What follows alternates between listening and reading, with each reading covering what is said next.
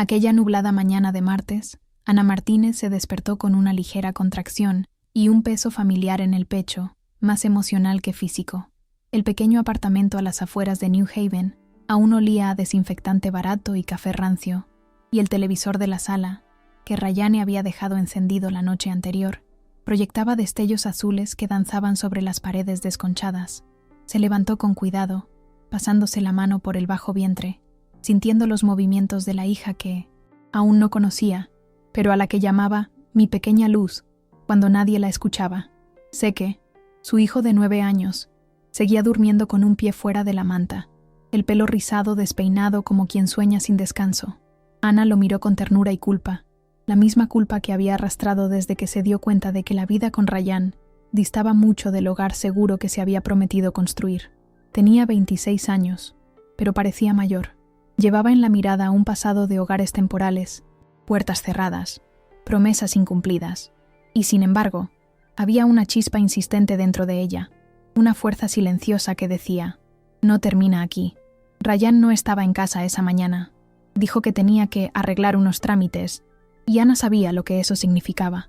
Desaparecer durante horas, quizás con su madre, Dalia, quien durante meses había tomado cada vez más control sobre las decisiones de la casa, la boda y ahora el nacimiento del nuevo hijo.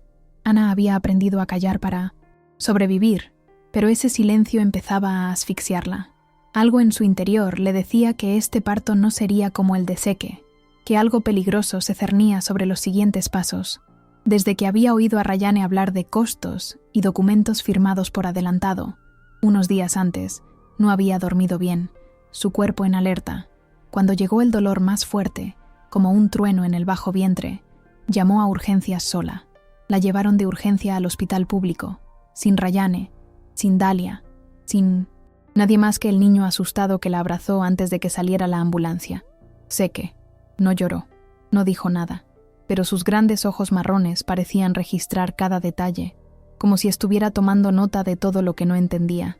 Todavía, el hospital público era frío, funcional y olía a antiséptico.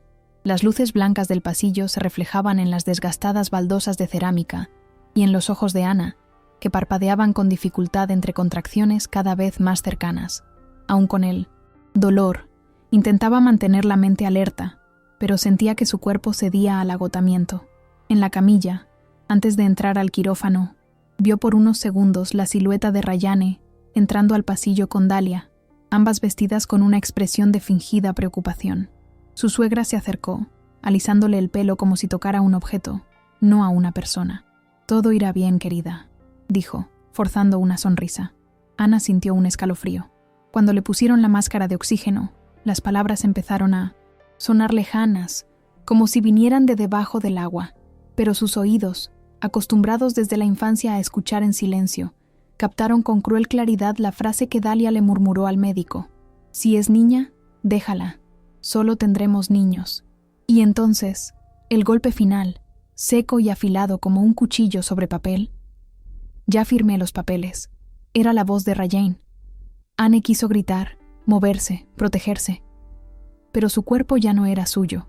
Estaba entumecido, inmóvil, vulnerable. Y en ese instante, el terror absoluto se apoderó de ella. Sé que no estaba donde todos creían. El niño había seguido discretamente el coche de su abuela desde el apartamento hasta el hospital, sin ser visto. Conocía bien los pasos de esa gente. Había aprendido con el tiempo que las palabras no siempre lo dicen todo, pero los gestos, las sonrisas vacías, decían mucho. El viejo iPod que había conseguido en un albergue, un viejo dispositivo que usaba para escuchar música descargada, ahora tenía otra función. Cuando vio a su padre y a su abuela hablando con un hombre con bata de laboratorio antes de entrar en la sala de cirugía, tuvo un impulso. Puso la grabadora. Sé que no entendía todo lo que decían, pero sabía que andaba mal, sabía que era mentira, y supo reconocer el miedo en los ojos de su madre, el mismo miedo que había visto antes, cuando los platos volaban, cuando las puertas se cerraban de golpe, cuando se acurrucaba en el baño abrazándose la barriga. Se escondió detrás de una máquina de refrescos. Esperó el momento oportuno y lo grabó todo, cada frase, cada palabra, sin saber exactamente qué haría con él, pero seguro de que alguien necesitaba escucharlo. Maya, la enfermera del turno de la mañana, lo había visto todo en ese hospital. Niñas heridas, ancianos olvidados, madres desesperadas y maridos agresivos que intentaban protegerlo. Pero ese día, algo le llamó la atención. Fue la mirada de Zeke. Apareció de la nada en la sala de enfermería, con la ropa arrugada y un dispositivo en la mano. No, lloraba, no pedía ayuda. Simplemente entregó su iPod y dijo: «A mi madre le pasa algo». Su voz era tranquila, demasiado madura para el niño de 9 años que llevaba en brazos. Maya dudó un momento, pero su instinto le habló más fuerte. Llevó al niño a una habitación segura, se puso los auriculares y pulsó el botón de reproducción. Al oír las voces frías de Rayana y Dalia, la enfermera sintió un nudo en el estómago. Si es niña, que sea. Ya firmé los papeles. Un escalofrío le recorrió la espalda. No era solo desprecio, era un plan. Premeditado, organizado, ilegal. Ella no lo dudó. Él activó la supervisión médica y el protocolo de emergencia. Por primera vez esa mañana, alguien realmente escuchó a Ana. En el quirófano, Ana seguía luchando por mantenerse consciente. Se encontraba entre dos mundos, el de la lucidez y el del entumecimiento causado por la anestesia. Pero incluso en ese estado de suspensión, su mente latía con imágenes. La carita de Zeke de bebé, los ojos de su hija, a la que aún no conocía, y las palabras venenosas que resonaban sin cesar. Todo en su interior le decía que no podía dejar sola a su hija. Al despertar, horas después, lo primero que preguntó fue: ¿está viva? Una amable enfermera, de rostro redondo y ojos cansados, le apretó la mano y asintió con firmeza. Sí, su hija está a salvo. Ana lloró, no solo de alivio, sino porque en ese momento supo que algo se había roto. Algo dentro de lo que siempre había pretendido que era normal finalmente. Había cedido. La burbuja del matrimonio, de la familia, de la obediencia silenciosa, había estallado. Maya apareció poco después, con mirada atenta y voz tranquila, explicando que se estaban tomando medidas, que Rayane había sido sacada del hospital y que ya se había llamado a la policía y a los servicios sociales. Ana intentó incorporarse, pero su cuerpo seguía sin responder. Aún así, sintió algo que no había sentido en años.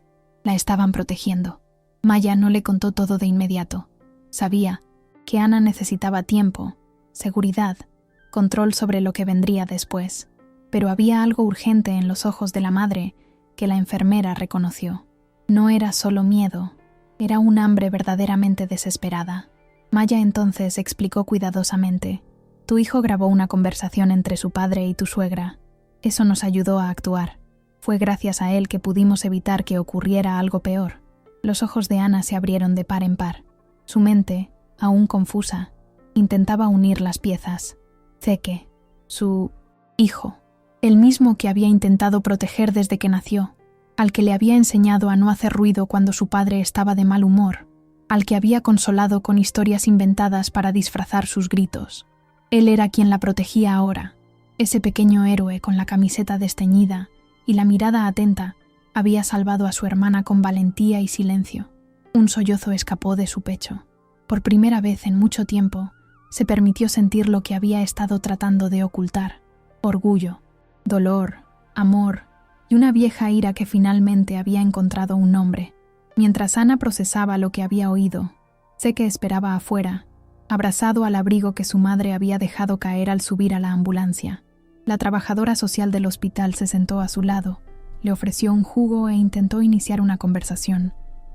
Pero él permaneció callado, observando el pasillo como si algo importante pudiera suceder en cualquier momento. Solo se relajó al ver a Maya saludarlo con una pequeña, pero sincera sonrisa. Corrió a la habitación, abrió la puerta lentamente, y allí estaba ella, su madre, con los ojos rojos, el cabello revuelto y una expresión que mezclaba cansancio y alivio. Cuando ella le extendió los brazos, él no dudó. Saltó a la cama, apoyó la cabeza en su hombro y se quedó allí, sintiendo latir el corazón de su madre. Ana lo abrazó con todas las fuerzas que le quedaban. Ya no había tiempo para máscaras ni promesas ilusorias. En ese momento, madre e hijo se reconocieron como sobrevivientes. La lucha no había terminado, pero al menos ahora estaban del mismo lado, y lo sabían. El médico entró poco después, con un sobre con documentos y una expresión seria. Era el responsable de la cirugía, y aunque estaba acostumbrado a situaciones difíciles, parecía conmocionado. Se sentó en el borde de la cama y explicó que la niña estaba bien, en observación, con todas sus constantes vitales estables. Pero Ana, necesitamos que firmes un acuerdo de protección de emergencia. Esto permitirá que la bebé permanezca contigo en custodia temporal y evitará la interferencia de terceros. Ana quiso responder con firmeza, pero le falló la voz. Maya se acercó, le tomó la mano y añadió: la decisión es tuya, pero no estás sola. Tenemos el audio, tenemos testigos, y ahora tenemos un nombre para tu hija. Si quieres, podemos llamarla Esperanza en los documentos iniciales. Ana tragó saliva con dificultad. Aún no sabía cómo expresar en voz alta todo lo que sentía, pero sintió que le saltaban las lágrimas, esta vez no de dolor ni de miedo, sino porque, por primera vez, alguien le preguntaba qué quería. Tomó el bolígrafo con manos temblorosas, miró a Seke y luego firmó: Esperanza. El nombre salió silenciosamente de su boca, como una oración. El hospital se había vuelto más concurrido en las horas siguientes. El protocolo se había activado oficialmente y el Departamento de Servicios para Niños y Familias había enviado un equipo al lugar. Mientras Ana intentaba descansar, protegida por una discreta escolta, Rayán fue sacado del hospital por seguridad y notificado de que estaba siendo investigado por intento de abandono y falsificación de documentos. Dalia gritó en el pasillo, llamando a Ana ingrata, loca y manipuladora. Pero nadie más estaba dispuesto a escuchar esa versión de la historia. La grabación de Seke fue enviada a la comisaría, y Maya, en un gesto valiente, accedió a testificar sobre lo que había oído y presenciado. Para Ana, todo seguía siendo un torbellino. Incluso con su hija en brazos y su hijo a su lado, había un extraño vacío en su interior, como si el suelo aún pudiera desaparecer. Pero con cada roce de la piel de su hija contra la suya y cada gesto protector de Seke, ese vacío comenzó a llenarse, lentamente, porque en ese hospital frío e indiferente nació algo más que una niña. Nació una nueva Ana, una mujer que, aunque tenía miedo, decidió quedarse, decidió luchar. Con la autorización de emergencia firmada, Ana fue trasladada a Sinenan, una habitación más aislada, donde por fin pudo amamantar a su hija. La luz del atardecer se filtraba por las persianas, creando destellos dorados en el rostro de la bebé. Ana la observaba en silencio, intentando captar cada detalle: su naricita, sus deditos que se movían como buscando algo en el aire, la frágil calidez de ese cuerpo que ahora dependía solo de ella. Cada vez que los ojos de la recién nacida parpadeaban lentamente, Ana sentía que algo se derretía en su pecho. Seke, sentado en un sillón junto a ella, parecía hipnotizado. No hacía preguntas, no decía mucho, solo observaba atentamente. Era como si comprendiera, como solo los niños que han visto demasiado pueden comprender, que ese momento era sagrado. Ana le hizo una seña, y él se acercó. ¿Quieres abrazar a tu hermana?, preguntó con voz baja y entrecortada. Él asintió, y abrazó con cuidado a Esperanza. Fue en ese momento que Ana lo supo. Ahora esta era su familia. Pequeño, roto, pero suyo. Y nadie más se lo arrebataría. Esa noche, Ana tuvo pesadillas. Soñó que estaba de vuelta en uno de los hogares de acogida de su infancia, rodeada de puertas cerradas, voces gritando al otro lado y la sensación de que algo siempre estaba a punto de suceder. Se despertó jadeando, con el sonido de alguien llamando a la puerta resonando en su mente. Pero no era un sueño. Alguien estaba llamando a la puerta. Era la trabajadora social del turno de noche, que traía nueva información. Ana, tendrás que salir del hospital en cuanto te den el alta. Es por tu seguridad. Vamos a llevarte a ti y a los niños a un refugio para mujeres en riesgo. Está a 1 hora de aquí. Ana asintió sin protestar. Sabía que esta no era la vida que había soñado, pero era la vida real. Y ahora, cualquier lugar donde pudiera proteger a sus hijos sería su hogar. Pidió unos minutos para prepararse, y la trabajadora respetó el silencio. Cuando la puerta se cerró de nuevo, Ana miró a sus hijos durmiendo juntos en la cama improvisada. Pensó en todo lo que había perdido. Pensó en todo lo que aún podía lograr. Respiró hondo y se prometió: esta vez, nadie silenciará mi voz. A la mañana siguiente, mientras el hospital empezaba a vibrar con el bullicio habitual de médicos apresurados y alarmas intermitentes, Ana recibió el alta. Todavía estaba débil. Los puntos de la cesárea le dolían a cada paso, pero había algo diferente en su postura, una especie de dignidad que no provenía de la fuerza física, sino de la certeza de que estaba haciendo lo correcto. Maya apareció para despedirse, con los ojos llorosos y una carpeta en las manos. Aquí tienes todos los historiales médicos, una copia de la orden de protección y la información de contacto del abogado voluntario que lleva tu caso. No te preocupes, no estarás sola en esto. Ana la abrazó fuerte, sintiendo una gratitud indescriptible. Gracias por creer en mí, por escuchar. Maya sonrió. Fue tu hijo quien nos hizo escuchar. Nunca lo olvides. Con el corazón apesadumbrado y los documentos bajo el brazo, Ana acomodó al bebé en sus brazos, tomó a Zeke de la mano y salió del hospital como si abandonara un campo de batalla. Herida, sí, pero con la frente en alto. El refugio estaba en una vieja casa de 2 pisos, rodeada de un jardín descuidado y portones altos. El interior era sencillo, pero limpio y tranquilo. Una amable coordinadora llamada Ruth recibió a Ana con un fuerte abrazo, como si quisiera acoger no solo su cuerpo, sino también el peso que cargaba sobre sus hombros. Puedes quedarte aquí todo el tiempo que necesites. Tenemos abogados, psicólogos, clases de apoyo y otras madres que pasan por situaciones similares. Ana no sabía cómo agradecerles. Solo asintió, sintiendo que el alivio la invadía poco a poco. La habitación que le asignaron tenía 2 camas, una cuna improvisada y una ventana que daba al patio trasero. Por primera vez en mucho tiempo, Ana cerró la puerta sin miedo.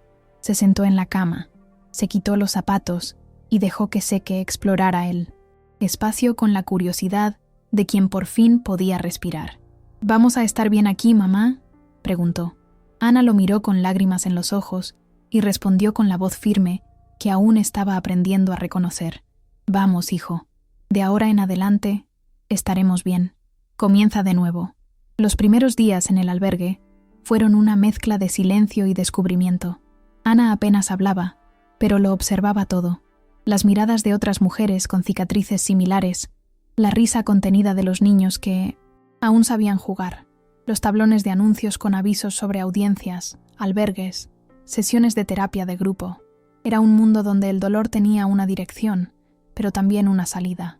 Una mañana, Ruth se sentó con Ana en la cafetería y le explicó el siguiente paso: la audiencia preliminar de protección infantil. Tendrás que contar tu historia en el tribunal. No será fácil, pero te prepararemos. Ana asintió, apretando los dedos bajo la mesa. Hablar siempre había sido su debilidad, no por falta de palabras, sino por miedo a no ser escuchada. Ahora, sin embargo, llevaba pruebas. Tenía el audio de Zeke, el testimonio de Maya y, sobre todo, su propia presencia como madre que luchó con todas sus fuerzas. Aún así, su miedo era enorme. Tenía miedo de quedarse paralizada frente al juez, miedo de que se llevaran a su hija, miedo de que Rayana inventara algún truco. Pero por encima de todos los miedos, estaba creciendo un nuevo sentimiento: el coraje. Zeke, en cambio, se adaptó rápido. Los niños del refugio pronto lo incluyeron en sus jueguitos, y parecía menos tenso, más relajado. Pero por la noche, cuando creía que su madre dormía, le susurraba suavemente a Esperanza, como si fuera el guardián de un secreto que solo ellos dos conocían. Ana escuchaba en silencio, con el corazón apesadumbrado. La tarde anterior a la audiencia, lo llamó para hablar. Hijo, fuiste muy valiente, pero también debiste estar muy asustado, ¿verdad? Dudó un momento y asintió levemente. Sabía que le iban a hacer algo malo al bebé y no quería que le pasara lo mismo que a ti. Ana se atragantó. Esa frase era mucho más que palabras. Era un reflejo de lo que vio, lo que sintió, lo que guardó, mientras crecía en un hogar donde el miedo era la norma. Lo abrazó con fuerza, prometiéndole mentalmente que nunca más lo dejaría cargar con el mundo solo. Ahora hablamos. Ahora mostramos la verdad, juntos. El juzgado de familia se encontraba en un edificio antiguo de paredes beige y sillas incómodas, en 1900. El centro de la ciudad. El día de la audiencia amaneció gris, con una ligera llovizna, como si el tiempo supiera lo grave que era esa mañana. Ana llegó con Ruth y el abogado voluntario, abrazando a su hija contra su pecho y con Zeke a su lado, vestido con una camisa prestada. El niño parecía más pequeño con esa ropa ancha, pero su mirada permanecía tan firme como el día que le entregó el iPod. Ana respiró hondo varias veces antes de entrar. Le temblaban las piernas, se le revolvía el estómago, pero también sentía algo latiendo con fuerza en el pecho. Quizá ira, quizá amor, quizá ambas cosas. Al entrar en la sala, vio a Rayane sentada junto a un abogado particular. Dalia no estaba, pero su sombra parecía cernirse sobre todo. El juez, un hombre canoso de expresión cansada, se ajustó las gafas y pidió silencio. Y así comenzó el juicio más importante de la vida de Ana, no solo por la custodia de su hija, sino por la reconstrucción de su historia. El abogado de Ana comenzó presentando los documentos médicos, el historial hospitalario y luego el audio. La sala quedó en silencio mientras sonaba la grabación. Cada palabra que Rayane y Dalia decían sonaba más cruel en la sala formal. Si es niña, que lo haga. Ya firmé los papeles. El juez frunció el ceño. El fiscal tomó notas rápidas. Rayane mantuvo el rostro impasible, como si no reconociera su propia voz. Cuando lo llamaron a hablar, lo negó todo. Dijo que la grabación había sido manipulada, que Ana era emocionalmente inestable, que sufría de paranoia relacionada con el embarazo. Ana apretó los puños. Estaba acostumbrada a que la desconfiaran, pero ya no. Cuando le tocó hablar, al principio le tembló la voz, pero pronto encontró ritmo. Habló de su relación, de los silencios, de sus miedos. Habló con sencillez, con sinceridad. No soy perfecta, pero todo lo que hice fue para proteger a mis hijos. Y ahora, por primera vez, tengo pruebas, tengo voz. El juez la miró largo rato, y en esa mirada, Ana sintió que, por fin, alguien la veía. Cuando Ana terminó su testimonio, el silencio que siguió fue casi insoportable. Sentía el sudor correr por su espalda. Su corazón latía tan fuerte que parecía llenar la sala. Zeke permaneció sentado junto a Ruth, abrazando con fuerza el osito de peluche marrón que había recibido en el albergue. El juez pidió un receso de 30 minutos antes de tomar su decisión. Ana salió de la sala con las piernas temblorosas, como si todo el peso de los últimos años hubiera recaído sobre ella de golpe. En el pasillo, se sentó en un banco de madera y sostuvo a Esperanza en su regazo, sintiendo la suave calidez de su hija contra su pecho. Zeke se apoyó en su costado y apoyó la cabeza en su hombro. Ninguno de los dos habló. No hacía falta. En ese momento, el silencio fue un abrazo. No el silencio opresivo de antes, sino un silencio lleno de presencia, de resistencia, de complicidad. Cuando pasó el tiempo y volvieron a llamarla, Ana se puso de pie, lentamente, pero con firmeza. Esta ya no era la mujer que había ingresado en el hospital días antes. Era una madre plena. De vuelta en la sala, el juez comenzó a leer el dictamen con voz serena y neutral. Habló de las pruebas presentadas, la grabación, los testimonios, los informes del hospital. El tiempo parecía detenerse con cada palabra, hasta que finalmente miró directamente a Ana. Como medida de emergencia, y considerando los claros riesgos para la integridad de la menor y su madre, este tribunal otorga la custodia temporal exclusiva de las menores a la señora Ana Martínez. El sonido de esas palabras fue como una avalancha de alivio. Ana no pudo contener las lágrimas. Esperanza dormía plácidamente en sus brazos, ajena al peso de esa decisión. Zeke sonrió discretamente, pero sus ojos brillaban. Rayane no dijo nada, simplemente bajó la cabeza, como quien ya sabía que había perdido. El juez continuó. Este tribunal seguirá evaluando las solicitudes de pérdida de la patria potestad de Rayane da Silva, basándose en las pruebas adicionales que salgan a la luz. Hasta entonces, no se autoriza ningún contacto. Ana asintió respetuosamente. No fue una victoria completa. Aún quedaban batallas por delante. Pero fue la primero, un verdadero paso hacia la libertad. Al salir del juzgado, Ana sintió el viento frío en la cara como si le diera un baño de realidad. Era libre, sí, pero estaba terriblemente cansada. Aún sentía el dolor de la cesárea, el cuerpo magullado por las noches sin dormir, y su mente daba vueltas con todo lo que aún tenía que afrontar. abogados, informes, albergues, el trauma que ahora necesitaba nombrar. Pero al mirar a Seke y a Esperanza, algo en su interior se fortaleció. Era como si una estructura invisible se alzara lentamente, hecha no de certezas, sino de decisiones. Decidió que ya no huiría, que ya no se quedaría callada. Ruth la abrazó fuerte y le dijo: «Lo lograste, Ana. Ahora reconstruiremos, pieza a pieza». Y allí, en medio de ese aparcamiento de hormigón, rodeada de incertidumbres, Ana tuvo la certeza por primera vez en mucho tiempo. Su historia ya no sería escrita por otras manos. De vuelta en el albergue, Ana fue recibida con discretos aplausos de otras mujeres que ya habían pasado por sus propias audiencias, sus propias guerras. Allí, cada victoria era colectiva. Esa noche se sirvió una cena sencilla: arroz, pollo a la plancha y frijoles. Y Seke comió con apetito, jugando con otros niños por primera vez en días. Ana observaba todo en silencio, con el bebé durmiendo plácidamente en el portabebés sujeto a su pecho. Ruth se acercó de nuevo, con un póster doblado en las manos. «Estamos organizando un grupo de escucha y diálogo para madres sobrevivientes, un círculo de conversación para transformar el dolor en palabras. ¿Te gustaría participar?». Ana dudó. Todavía le costaba imaginarse contando su historia en voz alta, delante de desconocidos. Pero entonces pensó en Seke, en esa grabación, en ese gesto silencioso de valentía. Respondió: «Creo que sí. Ya no quiero guardármelo todo para mí». Ruth sonrió, colocando el póster en la pared de la cafetería. Por primera vez, Ana comprendió que hablar no era solo recordar, también era liberar. Durante la primera conversación en el refugio, Ana casi desistió de ir. Estaba cansada. El dolor aún llegaba en oleadas discretas.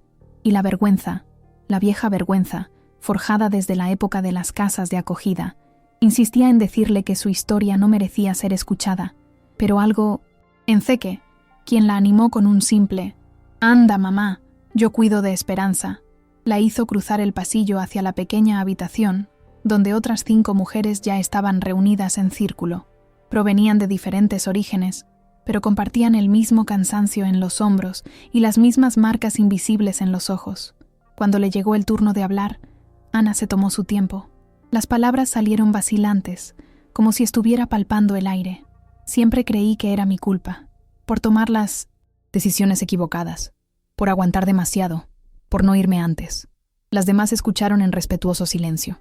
Pero mi hijo escuchó, vio y tuvo coraje. Así que ahora quiero ser la madre que él creía que ya era. Hubo una pausa. Y entonces, un suave aplauso, ojos llorosos. Ya no estaba sola. En los días siguientes, Ana empezó a escribir. No fue nada planeado. Simplemente tomaba prestada una libreta de la sala de lectura del albergue y anotaba pensamientos al azar, recuerdos que surgían de madrugada, fragmentos de frases que flotaban en su mente mientras amamantaba a Esperanza. Escribir se convirtió en un ritual. No se trataba de crear algo bello, se trataba de poner orden en el caos. Una de esas noches, escribió una frase que luego leería en voz alta en una de las reuniones del grupo. Cuando nadie escuchaba, mi hijo grabó la verdad, y decidí no borrarla más. Esa frase se extendió entre las demás madres como una chispa. Algunas lloraron, otras sonrieron con tristeza, pero todas comprendieron. Eso era lo que más la asombraba ahora, ser comprendida. No necesitaban explicar el grito atorado en la garganta, el miedo a dormir, el susto con cada golpe a la puerta. Ellas sabían, sentían, y juntas estaban creando algo nuevo. Un lugar donde las mujeres heridas se escuchaban unas a otras con el cuidado que nunca antes habían recibido. Unas semanas después, Ruth invitó a Ana a compartir su historia en un evento organizado por una ONG local que defendía a mujeres en situaciones de violencia doméstica. El evento se celebraría en una escuela pública local, con la participación de maestros, trabajadores sociales, psicólogos y algunas madres de la comunidad. Ana dudó, como siempre ante cualquier situación que la expusiera. «No sé hablar bonito», dijo. Ruth respondió con una sonrisa. «No tienes que hablar bonito, tienes que hablar con la verdad». Ana pensó en Seke, en aquel pasillo del hospital, con su iPod en las manos. Pensó en Maya. Pensó en todas las veces que quiso gritar pero no pudo. Y entonces aceptó. El día del evento, se puso la mejor ropa que tenía, una blusa azul marino y unos vaqueros donados. Se ató el pelo con una pinza que le recordaba su infancia y se llevó a sus hijos. En el escenario improvisado de la escuela, con manos temblorosas y el corazón acelerado, comenzó: «Me llamo Ana Martínez», y durante mucho tiempo pensé que el silencio significaba seguridad, pero me equivoqué. El público escuchó en absoluto silencio. Ana habló con voz firme, aunque sus ojos se llenaron de lágrimas con cada frase. Contó cómo había crecido sin una madre presente, cómo creía que el amor era lo que menos dolía. Dijo que creía que aferrarse era una prueba de fuerza, hasta que se dio cuenta de que la verdadera fuerza se estaba yendo. Habló de su embarazo, del momento de la cesárea, de la frase de Dalia, de la voz de Rayán y del pequeño héroe que, con un gesto tan simple, pulsar el botón de grabar, lo cambió todo. Mi hijo me vio, me escuchó, cuando nadie más lo hizo, y me di cuenta de que ya no podía vivir en silencio. Al terminar, no hubo aplausos inmediatos, solo un silencio denso y respetuoso, como si todos los presentes conocieran el peso de esas palabras. Luego vinieron los aplausos, largos, de pie. Algunos lloraban. Ana no sabía qué hacer, así que simplemente abrazó a Zeke, que estaba sentado en primera fila con Esperanza en su regazo.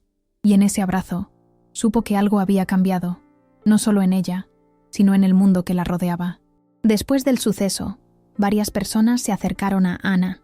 Una profesora le pidió permiso para usar su historia en clase, para hablar sobre la violencia emocional. Una trabajadora social le preguntó si podía hablar con otras madres que habían llegado recientemente al albergue. Un psicólogo, visiblemente conmovido, comentó que pocas veces había visto tanta claridad en alguien que había pasado por tanto. Ana escuchó todo con humildad, sorprendida al darse cuenta de que lo que antes había sido motivo de vergüenza ahora podía inspirar. Al regresar al albergue esa noche, se sentó en el suelo de su habitación con Zeke y abrió su cuaderno. «Hoy cambiaste vidas, ¿lo sabes?», dijo sonriendo. Él la miró con recelo, como si aún no comprendiera la magnitud de su gesto. «Solo hice lo que creí correcto». Ana lo abrazó. «Y eso es precisamente lo que cambia el mundo, hijo». En ese momento, ya no pensó en sobrevivir. Pensó en la permanencia, en plantar algo nuevo donde durante tanto tiempo solo había silencio y dolor. El tiempo pasó lentamente, pero pasó. La custodia permanente de Esperanza se otorgó en una audiencia tranquila, sin la presencia de Rayán, quien desistió de impugnar los documentos. El tribunal también confirmó la pérdida de su patria potestad sobre Zeke, basándose en el historial de abandono y la grabación presentada. Ana no lo celebró con una fiesta, solo con un largo suspiro silencioso, como quien finalmente llega a la orilla después de nadar contracorriente. La invitaron a participar en un taller en el propio refugio, enseñando a otras mujeres a escribir sus historias, aunque solo fuera para sí mismas. Aceptó. Se llevó a Zeke con ella, y Esperanza se quedó en un cochecito a su lado, siempre tranquila, como si sintiera que ese lugar ahora era seguro. Ana aún no tenía un trabajo estable ni una casa propia, pero tenía algo mucho más sólido, la certeza de estar plenamente viva, y viva con sus hijos en brazos, con la voz recuperada, con el alma reconstruyéndose, palabra por palabra. Una noche, mientras acostaba a Esperanza, Ana observó a Zeke dibujar en la mesita de la habitación. Usaba lápices de colores donados por el refugio y trazaba líneas firmes y detalladas, como si quisiera decir algo que no podía expresar con palabras. «¿Qué estás dibujando, hijo?», preguntó ella, apoyándose en el marco de la puerta. «Nosotros», respondió simplemente. Ana se acercó. En el papel había 3 figuras, una mujer de pelo largo con un bebé en brazos y un niño con 1900, una grabadora en la mano, de pie junto a ellos. En la parte superior de la página había escrito: «Nuestra verdadera familia». Ana tragó saliva con dificultad. Nunca lo había pensado de esa manera, como una verdadera familia. Siempre había pensado que eso era para otras personas. Pero allí, en ese papel garabateado, había más verdad que en años de convivencia con Rayane. Abrazó a su hijo por detrás y susurró: «Gracias por recordarme la verdad». Él sonrió y respondió, como si ya hubieran entendido más de lo que debía: «No necesitamos mentiras para ser felices, ¿verdad, mamá?». Con el tiempo, Ana empezó a redescubrir pequeñas alegrías. un café caliente por la mañana sin miedo a gritar, el olor de la ropa limpia colgada en el tendedero del albergue, la risa de Esperanza al oír la voz de su hermano. Detalles que antes habían pasado desapercibidos, pero que ahora tenían un valor inmenso. Un día, mientras caminaba con los niños hacia el mercado comunitario local, encontró a Maya, afuera, repartiendo volantes de un proyecto social. Las dos se abrazaron fuertemente, sin decir mucho. «¿Cómo estás?», preguntó Maya. «Viva», respondió Ana sonriendo. La enfermera miró a Seke, que sostenía con orgullo la mano de su madre. «¿Todavía tiene el iPod?», preguntó. Ana asintió. «Lo conserva, como si fuera un tesoro». Maya rió con los ojos. De verdad lo fue, un tesoro que salvó una vida. Al despedirse, Ana sintió que cerraba un ciclo, no un final, sino un comienzo más tranquilo y firme, donde el dolor seguía existiendo, pero ya no dominaba. Una tarde lluviosa, mientras lavaba ropa en el lavadero del albergue, Ana recibió la visita de una de las coordinadoras del Programa Estatal de Rehabilitación para Víctimas de Violencia. La mujer, llamada Clarice, era seria pero amable, y había venido a ofrecerle algo que Ana ni siquiera sabía que podía esperar: una plaza en un curso técnico de cuidado infantil, con beca y derecho a vivienda social al finalizar. «Vimos tu participación en los eventos de la ONG y tu compromiso aquí en el albergue. Este curso podría ser un gran paso para ti y tus hijos». Ana escuchó esto como si escuchara algo sagrado. Se pasó la mano por el delantal mojado y miró a Esperanza, que dormía envuelta en una manta, y a Zeke, que leía en silencio un cómic donado. «¿Crees que puedo hacerlo?», preguntó insegura. Clarice respondió sin dudar. «Ya has hecho lo más difícil. Lo demás es seguir adelante». Ana aceptó. Sintió miedo, sí, pero también una nueva ilusión. Tal vez, por primera vez, se permitía soñar con un futuro que fuera solo suyo. El curso comenzó 2 semanas después, en un centro comunitario sencillo pero acogedor. Ana llegaba temprano con Esperanza en brazos y dejaba a Zeke en la escuela pública cercana. Cada clase era un reto, no solo intelectual, sino emocional. Tenía que creer que podía aprender, que podía crecer, que merecía una vida digna. Al principio, su inseguridad era visible.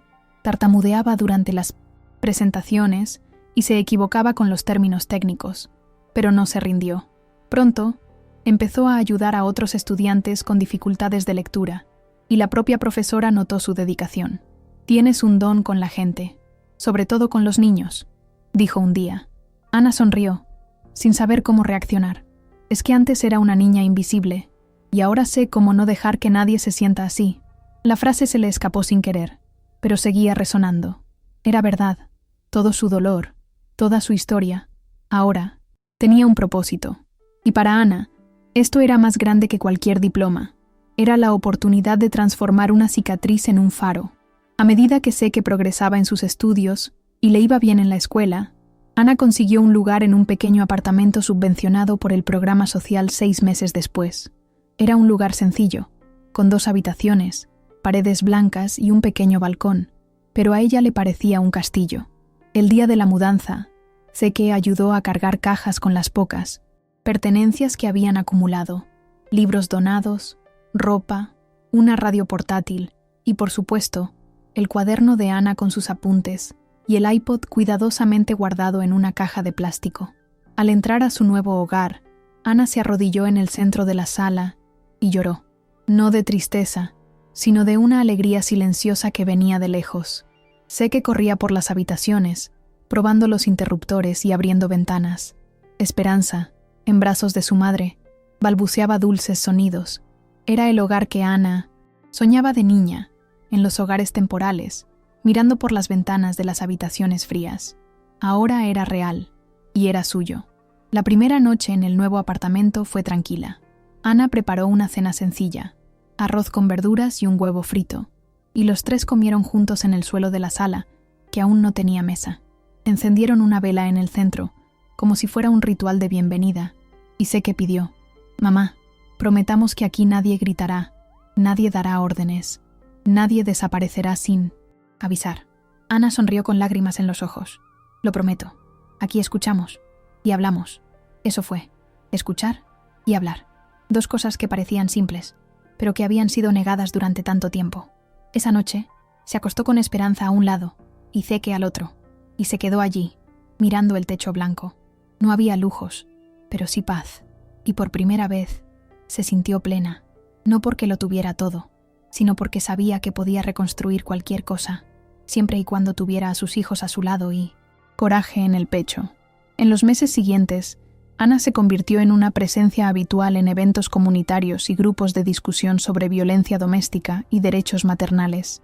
La invitaban a dar testimonio en escuelas, iglesias y centros culturales, no como víctima, sino como una mujer que superó el trauma y lo transformó en acción. Cada vez que contaba su historia, se sentía menos avergonzada y más empoderada. Pensé que mi voz era demasiado débil para cambiar nada, dijo, pero descubrí que la verdad, incluso dicha en voz baja, hace ruido. El nombre de Zeke siempre se mencionaba con orgullo y gratitud. Llegó a ser reconocido por muchos como el niño que registró la verdad. Aunque tímido, disfrutaba escuchando a su madre hablar, porque la veía como un gigante, incluso sin pedestal. En uno de estos eventos, una joven se le acercó y le dijo: «Pensé que era la única. Lo que dijiste hoy me salvó». Ana apretó la mano de la niña y respondió con firmeza: «Así que nunca lo olvides. No estamos solos». En casa, la rutina empezaba a tomar la apariencia de normalidad, una nueva normalidad, construida con paciencia y amor. Zeke empezó a escribir breves crónicas inspiradas en la historia familiar, con la ayuda de la maestra de la escuela. Esperanza crecía sana, sonriente, con una mirada vivaz que parecía absorber todo lo que la rodeaba. Ana consiguió unas prácticas remuneradas en una guardería local, donde cuidaba bebés con la delicadeza de quien sabe perfectamente lo que es ser frágil e invisible. Su trabajo era tan bien considerado que en poco tiempo la contrataron. Con su primer sueldo, compró una mesa usada para el comedor y una lámpara rosa para la habitación de su hija, pequeños logros que parecían milagros. Una tarde, sentada a la mesa con una taza de café y su libreta abierta, Ana escribió: «Hoy mi casa huele a comida y a risas, no a miedo». Y al terminar, sonrió. Esto era lo que había estado buscando toda su vida, y por fin lo había encontrado. Poco después, Ana fue invitada a participar en un documental independiente sobre mujeres que superaron la violencia doméstica y construyeron nuevos comienzos. El equipo de producción era pequeño, compuesto por estudiantes de cine social, pero trataban cada historia con un cariño que Ana reconoció de inmediato. Cuando le preguntaron si podían filmar en su casa, Ana dudó, no por vergüenza, sino por protección. «Solo si Zeke también quiere. Aquí todo se arregla entre nosotros». El chico accedió, siempre y cuando pudiera usar su camiseta favorita de superhéroe. La filmación duró 2 días. El primero, Ana habló frente a la cámara, con calma y sinceridad. El segundo, Zeke mostró su iPod y explicó, con una sencillez cautivadora, cómo decidió grabar la conversación que lo cambió todo. «Pensé que si alguien lo oía, le creerían a mi madre». El equipo se conmovió, y cuando el documental estuvo listo, se proyectó en un pequeño cine comunitario. Al final, hubo silencio, y luego aplausos. Ana lloró suavemente, no de tristeza, pero porque por primera vez se sintió escuchada por un mundo entero. Tras la proyección, algunas personas se acercaron a Ana para felicitarla. Una mujer dijo que veía a su propia hija en esa historia. Un adolescente comentó que no sabía que los niños también podían ser valientes, y una mujer más joven, embarazada, simplemente la abrazó sin decir nada. Ana comprendió ese abrazo. Era el abrazo que ella misma le habría dado, años antes, si alguien le hubiera dicho: «No te equivocas al querer irte». Zeke observaba todo con cierta timidez, pero sin miedo. Sabía que ese momento era importante. Más tarde, de camino a casa, le preguntó a su madre: «¿Crees que Esperanza sabrá todo esto cuando sea mayor?» Ana lo miró conmovida. «Lo sabrá. Y lo sabrá porque no se lo ocultamos, porque tuvimos el valor de decírselo». Y allí, bajo el cielo oscuro y sereno, con sus pasos resonando en la acera vacía, Ana tuvo la certeza de que su historia no era solo de supervivencia, era de legado. Con el paso del tiempo, la historia de Ana se extendió más allá de su barrio. Un periódico local publicó un artículo sobre madres que habían luchado contra el sistema para proteger a sus hijos, y Ana fue una de las voces centrales. El artículo se viralizó en redes sociales, con emotivos comentarios de lectores de todo el país. «Esta podría ser mi madre», escribió una joven. «Esta es mi madre», escribió otra. La repercusión trajo consigo invitaciones inesperadas, conferencias en universidades, entrevistas para podcasts, incluso una propuesta para escribir un libro. Ana no rechazó nada, pero lo hizo todo a su ritmo, respetando los límites que había aprendido a reconocer. Siguió madrugando, llevando a Seke al colegio, preparando biberones, lavando la ropa en el fregadero, pero ahora sabía que su vida no era pequeña, era enorme, porque era real. Un día, cuando vio a un desconocido acercarse a ella en el mercado y decirle: «Gracias por contar tu historia, me salvaste», Ana comprendió algo profundo. Al dar voz a su propio dolor, estaba ayudando a otros a superar el suyo. Ese mismo fin de semana, Ana regresó al hospital donde todo comenzó, no para recibir tratamiento, ni por obligación, sino por decisión propia. Maya la había invitado a hablar con el personal de enfermería sobre la escucha activa y cómo los pequeños gestos pueden salvar vidas. No son solo profesionales de la salud, pueden ser la última oportunidad de alguien para ser atendido. La sala estaba llena. Algunos recordaban a Ana, otros no, pero todos escuchaban atentamente. Maya, sentada al fondo, observaba con orgullo. Tras la presentación, Ana recorrió los pasillos con pasos lentos, reconociendo los olores, las luces, los sonidos. Se detuvo frente al quirófano donde todo había sucedido. Cerró los ojos un instante. El pasado aún le dolía, pero ya no la definía. Ahora era más que una paciente vulnerable. Era una mujer erguida, con 2 hijos a su lado y una historia que nadie podría borrar jamás. Sonrió, respiró hondo y se dijo a sí misma: «Regresé, pero ahora soy yo quien decide irse». De camino a casa, Ana llevó a Seke y a Esperanza a un parque cercano. Era uno de esos sábados típicos, con familias dispersas por el césped, vendedores de algodón de azúcar y niños persiguiendo palomas. Se sentaron a la generosa sombra, y Seke pronto se fue a jugar con otros niños, mientras Ana colocaba a Esperanza sobre una manta colorida. La bebé reía mientras veía caer las hojas, fascinada por el mundo. Ana la observaba pensativa. Durante mucho tiempo, creyó que la infancia de sus hijos estaría marcada por las ausencias que ella misma sufría. Pero allí, bajo ese cielo despejado y con la suave brisa meciendo las ramas, comprendió que les ofrecía algo que nunca había tenido: presencia. Estaba allí, completa, y eso era todo. Sacó su cuaderno y escribió una línea más. Ser madre nunca se trató de salvar a los niños del mundo. Se trata de enseñarles que pueden crear el suyo propio. Y mientras miraba a Seke correr libre y a Esperanza reír a carcajadas, sintió algo que ya no le parecía extraño: paz. Esa noche, después de cenar, Seke pidió que le contaran un cuento para dormir. Ana eligió uno inventado, como hacía cuando él era más pequeño. Pero esta vez, el cuento parecía demasiado real para ser solo una fantasía. Trataba de una niña que nació muda, pero aprendió a hablar porque un pajarito le susurró la verdad al oído. ¿Y era valiente el pajarito?, preguntó. Más que nadie, porque era pequeño, pero se atrevió a cantar cuando todos le decían que se callara. Seke sonrió y cerró los ojos. Ana yacía allí, viéndolo dormirse, con Esperanza ya dormida en la cuna junto a ella. La casa estaba en silencio, pero era un silencio diferente, uno que acogía, no oprimía. Se levantó, apagó la luz y antes de dormirse, abrió su cuaderno una vez más. Escribió: «Hoy solo quedamos nosotros, y nos bastamos». Cerró los ojos sabiendo que, a pesar de todo, había vencido, no porque destruyera a quien la lastimó, sino porque eligió cuidar de sí mismo. Y así, día tras día, construyó la casa que siempre había buscado.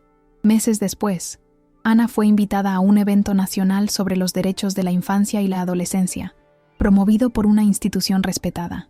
Sería la primera vez que viajaría en avión. La organización cubrió todo: vuelos, alojamiento e incluso una niñera local para cuidar de Esperanza durante el evento.